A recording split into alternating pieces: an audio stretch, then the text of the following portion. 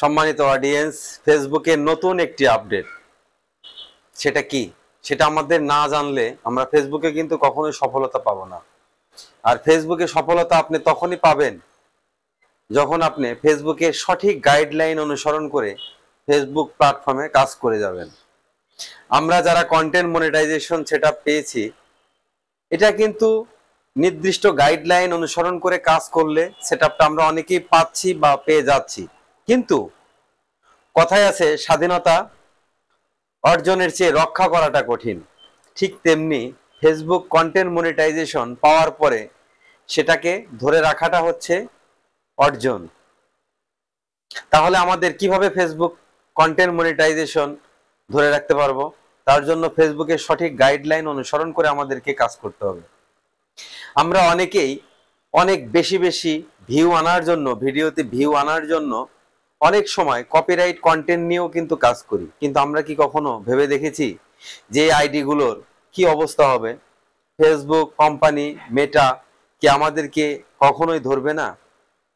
ধরবে, কিন্তু ইতিমধ্যে শুরু হয়ে গেছে। আর এটা কিভাবে ধরবে?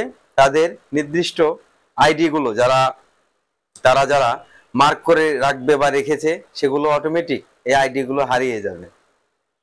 অর্থাৎ বর্তমান সময়ে ভিউয়ের চাইতে আপনাকে বেশি গুরুত্ব দিতে হবে অথেন্টিক অর্গানিক ভিডিও তৈরি করা, নিজের তৈরি অর্গানিক ভিডিও তৈরি করা, এবং সেই ভিডিওগুলো যেন মানুষের কাছে সুন্দর গঠনমূলক হয়, সেটা যেন সামাজিকতা বজায় থাকে, সেদিক অবশ্যই খেয়াল রাখতে হবে।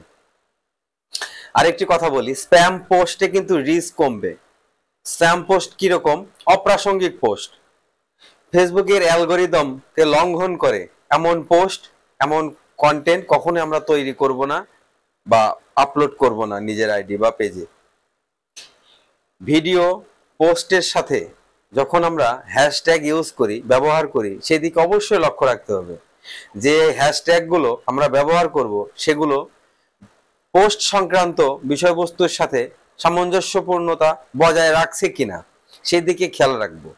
আমরা অনেকেই যখন ভিডিও পোস্ট করি সেই সময় কি করি?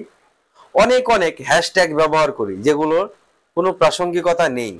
উদাহরণস্বরূপ, আমি একটি খাবারের ভিডিও পোস্ট করলাম, তার সঙ্গে দিয়ে রেখেছি বিভিন্ন হ্যাশট্যাগ, যেমন ক্যামেরা রিলেটেড হ্যাশট্যাগ, ভ্রমণ রিলেটেড হ্যাশট্যাগ।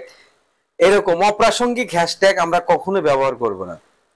ভিডিও সংক্রান্ত বিষয়বস্তু সাথে মিল রেখে, সামঞ্জস্যতা বজায় রেখে দু একটি বা চারটি হ্যাশট্যাগ আমরা অতিরিক্ত ব্যবহার করতে পারবো। কখনো বেশি 5, 7, 10 অনেক বেশি হ্যাশট্যাগ ব্যবহার করে ভিডিওতে ভিউ আনার জন্য, সেটা কখনোই আমরা যেন না করি, সেদিকে অবশ্যই লক্ষ্য রাখতে হবে।